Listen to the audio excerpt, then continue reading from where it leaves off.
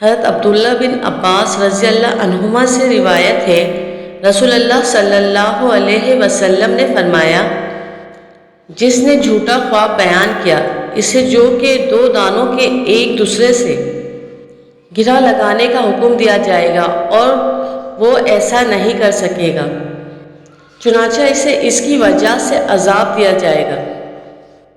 حضرت ابو رزین لقیط بن سبیرہ عقیلی رضی اللہ عنہ سے مروی ہے کہ بے شک انہوں نے نبی صلی اللہ علیہ وسلم سے سنا، آپ صلی اللہ علیہ وسلم فرما رہے تھے، خواب کی جب تک تعبیر بیان نہ کی جائے اس وقت تک وہ گویا پرندے کے پاؤں میں ہوتا ہے، جب تعبیر کر دی جائے تو واقع ہو جاتا ہے۔ اور فرمایا، خواب نبوت کے 40 حصوں میں سے ایک ہے، اور غالباً یہ بھی فرمایا، خواب صرف اسی کو سنائے جو محبت رکھنے والا یا سمجھدار ہو۔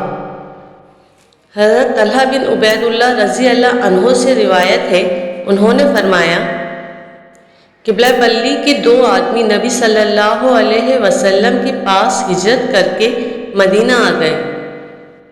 وہ دونوں اکٹھے مسلمان ہوئے تھے، ان میں سے ایک دوسرے کی نسبت نیکی کے کاموں میں زیادہ محنت کرنے والا تھا، چنانچہ اس محنت کرنے والے نے جہاد کیا اور شہید ہو گیا۔ دوسرا آدمی اس کے بعد 1 سال تک زندہ رہا، پھر وہ فوت ہو گیا۔ حضرت طلحہ رضی اللہ عنہ نے فرمایا، میں نے خواب میں دیکھا کہ میں جنت کے دروازے پر کھڑا ہوں، اچانک دیکھا کہ وہ دونوں بھی وہاں موجود ہیں۔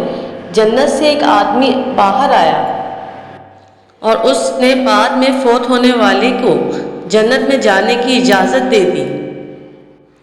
کچھ دیر بعد وہ پھر نکلا اور شہید ہونے والے کو اجازت دے دی، پھر میری طرف متوجہ ہو کر کہا، واپس چلے جاؤ، ابھی آپ کا وقت نہیں آیا۔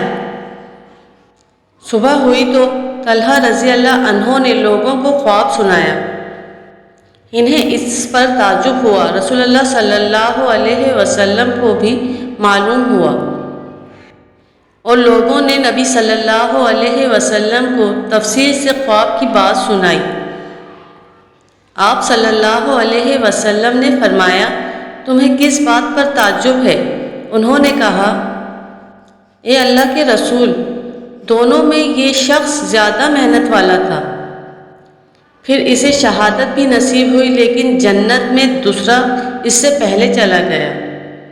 رسول اللہ صلی اللہ علیہ وسلم نے فرمایا، یہ دوسرا اس پہلے کے بعد 1 سال تک زندہ نہیں رہا۔ انہوں نے کہا، جی ہاں۔ آپ نے فرمایا، اس نے رمضان کا مہینہ پایا اور